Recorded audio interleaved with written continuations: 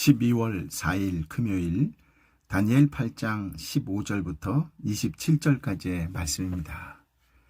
하나님 한 분으로 인해 만족하는 삶을 살고 있습니까? 세상의 잡다한 것에 미련을 두고 있지는 않습니까? 우리는 하나님이 주신 성경 말씀을 통하여 다니엘이 꾼 환상보다 더 명확하게 하나님의 계획과 뜻을 알고 있습니다. 지금은 비록 악이 승리하고 그것을 통제하는 것이 마치 불가능한 것처럼 보이지만 그 모든 것은 끝이 있다는 것입니다. 이 또한 지나가리라 라는 격언의 위로받기보다는 이 모든 것을 승리케 하시는 주님을 바라보십시오. 이 모든 역사를 주관하시는 하나님은 궁극적으로 악을 멸망하고 하나님의 백성은 승리할 것입니다. 어렵고 힘든 세상이지만 소망의 말씀을 붙잡고 한 번 더 견디며 승리를 주시는 주님을 찬양하며 예배드리는 자가 됩시다. 이미 승리하신 주님은 우리에게 최후 승리를 주실 것입니다. 오늘도 우리 주님 예수 그리스도의 이름으로 당당하게 세상을 향해 나아가기를 예수님의 이름으로 축복합니다. 아멘. 15절부터 19절까지의 말씀인데요. 함께 읽어볼까요? 나 다니엘이 이 환상을 보면서 그 뜻을 알려고 할 때 사람의 모습을 한 분이 내 앞에서 나타났습니다. 을레강의 두 언덕 사이에서 어떤 사람이 큰 소리로 이렇게 말씀했습니다. 가브리엘아, 너가 이 사람에게 이 환상의 뜻을 말해 주어라. 가브리엘이 내가 서 있는 곳으로 다가왔습니다. 그가 오자 나는 두려워서 얼굴을 땅에 대고 엎드렸습니다. 그가 내게 말했습니다. 사람아, 이 환상은 세상 끝날에 관한 것이다. 그가 내게 말하는 동안 나는 땅에 엎드려서 깊이 잠들었습니다. 그러자 그는 나를 붙들어 일으켜 세웠습니다. 그가 말했습니다. 정해진 세상 끝날이 올 때 하나님의 분노하심으로 어떤 일이 일어날지 내가 알려주겠다. 아멘. 다니엘이 환상의 뜻을 헤아릴 때 가브리엘 천사가 사람의 모습으로 다니엘 앞에 섰습니다. 을레강의 두 언덕 사이에서 어떤 사람이 큰 소리로 말했지요. 가브리엘아, 너가 이 사람에게 이 환상의 뜻을 말해주어라. 가브리엘이 다가오자 다니엘은 두려워서 얼굴을 땅에 대고 엎드렸습니다. 가브리엘이 말했지요. 사람아, 이 환상은 세상 끝날에 관한 것이다. 그 말을 할 때 다니엘은 땅에 엎드려져 깊이 잠들었으므로 가브리엘이 다니엘을 어루만져 일으켜 세우고 다시 말했습니다. 정해진 세상 끝날이 올 때 하나님의 분노하심으로 어떤 일이 일어날지 내가 알려주겠다. 가브리엘이 두 번 강조한 세상 끝날은 곧 말세를 말하는 것이지요. 즉 예수님의 초림부터 재림까지의 기간을 뜻합니다. 예언이 예수님께 초점을 두고 있음을 알 수 있습니다. 작은 뿔의 등장과 활동이 안디오코스 4세의 등장으로 1차 성취되었지만 그 1차 성취는 궁극적으로 말세에 있을 일을 예표하는 역할을 합니다. 하나님은 이 세상을 끝내기로 정하셨고 그 때는 이미 확정되었습니다. 다만 하나님은 그 때를 알려주시지 않으십니다. 오직 하나님께 속한 것이기 때문입니다. 끝을 정하신 하나님의 계획을 알았으니 이제 다니엘이 할 일은 환상을 잊지 않고 그때를 기다리는 것뿐입니다. 매일 믿음 안에서 하루하루 최선을 다하며 성실하게 살아가면 됩니다. 오늘 저와 여러분의 삶도 하나님의 마음과 뜻을 아는 자답게 주어진 환경에서 성실하게 최선을 다하는 삶이 되시길 예수님의 이름으로 축복합니다. 아멘. 20절부터 24절까지의 말씀인데요. 함께 읽어볼까요? 너가 본 두 뿔 달린 숫 양은 메대와 페르시아 왕들이다. 숫 염소는 헬라 왕이고 그 두 눈 사이에 있는 큰 뿔은 그 첫 번째 왕이다. 그 뿔이 부러지고 그 자리에 네 뿔이 돋는 것은 그 나라가 갈라져 네 나라가 일어난다는 뜻이다. 그러나 그 힘은 첫 번째 나라만큼 강하지 않다. 네 나라가 다스리는 마지막 때 죄를 범하는 사람들이 많아지면서 한 왕이 일어날 것이다. 그는 뻔뻔하고 속임수를 잘 꾸며대는 왕이다. 그의 힘은 강하겠지만 자기에게서 나오는 힘이 아니다. 그가 마음먹은 대로 무섭도록 무너뜨리겠으나 하는 일마다 잘 될 것이며 힘 있는 사람과 거룩한 백성들을 멸망시킬 것이다. 아멘. 가브리엘은 환상 속의 상징들을 개략적으로 해석해 줍니다. 다니엘이 본 두 뿔 가진 숫 양은 메대와 페르시아 왕들입니다. 털이 많은 숫 염소는 헬라 왕이고 두 눈 사이에 있는 큰 뿔은 알렉산더 왕입니다. 큰 뿔이 꺾인 후 등장한 네 뿔은 알렉산더가 죽은 후에 분열된 네 나라인데 헬라 제국의 권세에는 미치지 못한다라고 하지요. 이 네 나라 마지막 시기에 하나님 백성 중에 죄를 범하는 사람이 많아질 것입니다. 즉 신앙을 버리고 세상으로 떠나간 반역자들이 가득할 것이다 라고 하는 표현입니다. 이 즈음에 한 왕이 일어날 텐데 그는 뻔뻔하고 속임수를 잘 꾸며대는 왕입니다. 그의 힘은 강하겠지만 그러나 그 힘은 자기에게서 나오는 것이 아닙니다. 하나님께서 그들을 반역한 자들을 심판할 도구로 쓰시려고 힘을, 권력을 주신 것이지요. 그렇습니다. 모든 것의 기원을 알면 겸손한 삶을 삽니다. 내가 수고하고 노력해서 이만큼 이루었다라고 생각하면 교만해지고 이웃과의 사이도 멀어지지요. 그러나 진심으로 나의 나된 것은 온전히 하나님의 은혜입니다 라고 고백할 수 있는 마음, 그 따뜻한 마음을 가진 성도가 되시기를 예수님의 이름으로 축복합니다. 아멘. 작은 뿔은 장차 무섭도록 파괴할 인물입니다.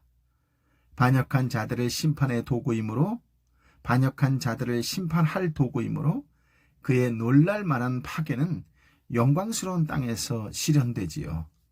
파괴 활동은 하는 일마다 잘 될 것이며 힘 있는 사람과 거룩한 백성들을 멸망시킬 것입니다. 그렇습니다. 작은 뿔의 형통하는 기간은 곧 하나님 백성에게는 혹독한 시련기가 되지요. 당시 너무 혹독해서 유대인들은 안티오코스 에피파네스를 적그리스도로 여겼습니다. 그리고 그의 통치에 저항해서 독립왕국을 세운 마카비를 구약이 예언한 메시아로 여겼지요. 그러나 메시아가 정치적 지도자라고 주장하는 것은 또 정치적 지도자일 것이라고 하는 기대는 유대인들의 오해입니다. 안티오코스 4세는 그리스도의 초림 전에 등장한 적그리스도적 인물이며 예수 그리스도의 재림 전에 등장할 적그리스도를 예표한다는 점은 사실이지요. 25절 말씀인데요. 그는 꾀를 내 남을 속여서 원하는 것을 다 이루고 자기 마음대로 스스로 높일 것이다. 그는 또 평화로운 틈을 타서 많은 사람들을 죽이고 왕의 왕이신 하나님을 대항해 일어날 것이다. 그러나 그도 망하지만 사람의 힘으로 망하지 않는다. 아멘.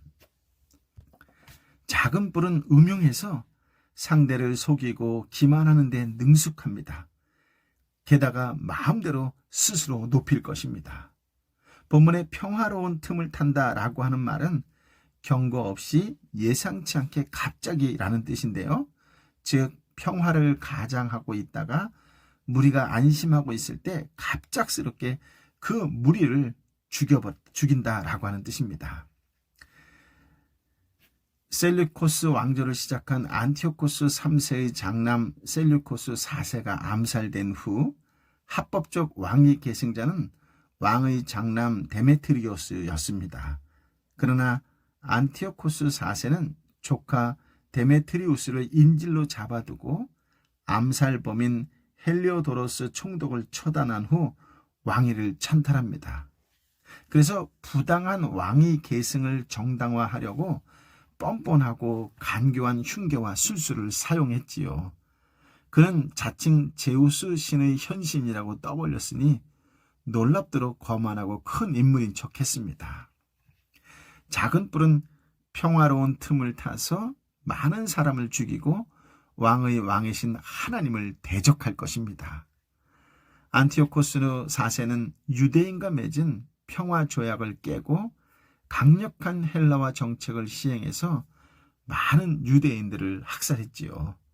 하지만 작은 뿔의 형통은 잠시였고 결국 멸망했습니다.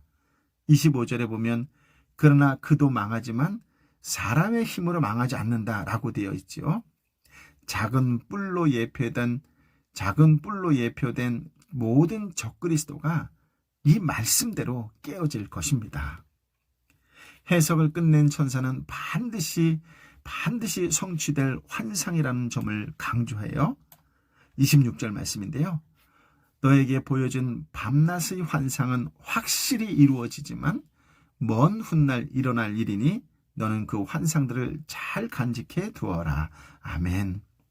다니엘 시대부터 약 380년 이후에 일어날 사건이었는데 이제 우리 이 시대의 성도들에게는 과거 사건이 되었지요. 이 말씀 그대로 성취된 것은 세상 역사 속에서도 확인할 수 있습니다. 27절 말씀을 함께 읽어볼까요? 나 다니엘은 이 환상을 보고 놀라서 정신을 잃었습니다. 나는 며칠 동안 알타가 회복돼 일어나 왕이 맡긴 일을 했습니다. 그 환상은 아주 놀랍고 사람이 알기 힘든 것이었습니다. 아멘. 환상과 천사의 해석을 들은 다니엘은 놀라서 정신을 잃었습니다. 그리고 며칠 동안 알타가 겨우 일어나 왕실 직무를 수행할 수 있었지요. 다니엘은 환상을 보고 왜 기절했을까요?